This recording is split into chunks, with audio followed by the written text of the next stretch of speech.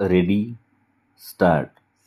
अध्यक्ष महाराज, केंद्र सरकारच्या औद्योगिक विकेंद्रीकरणाच्या धोरणानुसार राज्यातील प्रत्येक जिल्ह्याच्या ठिकाणी झालेल्या जिल्हा औद्योगिक विकास केंद्राच्या स्थापनेमुळे मुंबई पुण्यासारख्या ठिकाणी झालेले उद्योगधंद्याचे केंद्रीकरण काही प्रमाणात कमी होण्याची शक्यता निर्माण झाली आहे.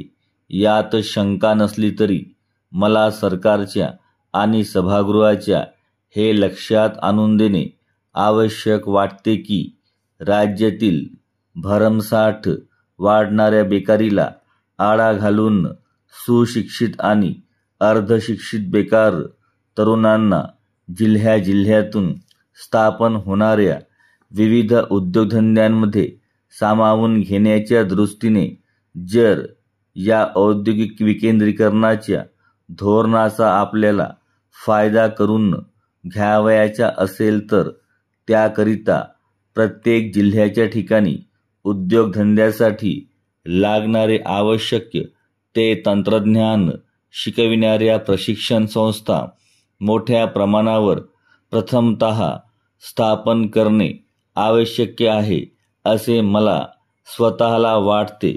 कारण जरी आपण उद्योगपतींना जिल्ह्याच्या ठिकाणी जाऊन उद्योगधंदे काढण्यात प्रोत्साहन दिले आणि त्याकरिता लागणारी वीज, पाणी, वाहतुकीची सोय, जमीन वगैरे गोष्टी त्यांना उपलब्ध करून दिल्या आणि त्यानुसार तेथे उद्योगधंदे निघाले तरी त्यांच्यामध्ये काम करणाऱ्या तांत्रिक नोकरवर्गाचा या राज्यामध्ये अभाव असल्यामुळे येथील लोकांना त्या उद्योगधंद्यामध्ये नोकरी मिळू शकणार नाही आणि परिणामतः बेकारीची समस्या सतत वाढतच जाईल.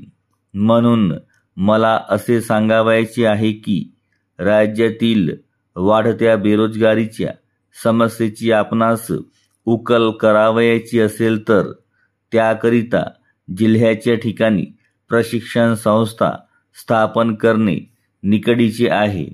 जर अशा प्रकारचे पाऊल निर्णायकरित्या सरकारने लवकरात लवकर उचलले नाही तर जवळच्या भविष्यात आपणास बेरोजगार तरुणांच्या असंतोषाला तोंड द्यावे लागेल अशी मला साधार भीती वाटत आहे. महाराष्ट्र राज्यातील औद्योगिक तंत्रज्ञान शिकविणाऱ्या शाळांची सध्याची संख्या अत्यंत अपुरी आहे आणि त्यातून प्रशिक्षित होऊन दरवर्षी बाहेर पडणाऱ्या प्रशिक्षित विद्यार्थ्यांची संख्याही गरजेच्या मानाने अत्यंत अपुरी अशी आहे. दरवर्षी हजारो विद्यार्थी तांत्रिक प्रशिक्षण देणाऱ्या शाळांतून प्रवेश मिळवू इच्छितात, परंतु त्यांना आपल्याला प्रवेश देता येत नाही. ग्रामीण भागातून आदिवासी आणि आर्थिकदृष्ट्या मागासलेले अनेक तरुण प्रतिवर्षी शहरामध्ये मुलाखतीसाठी येतात, पण त्यांच्याकडे प्रशिक्षण नसल्यामुळे त्यांना निराश होऊन परत जावे लागते. ही परिस्थिती बदलणे आवश्यक आहे. तेव्हा औद्योगिक तंत्रज्ञान देणाऱ्या शाळांची संख्या वाढविण्याकडे सरकारने लक्ष द्यावे अशी माझी विनंती आहे.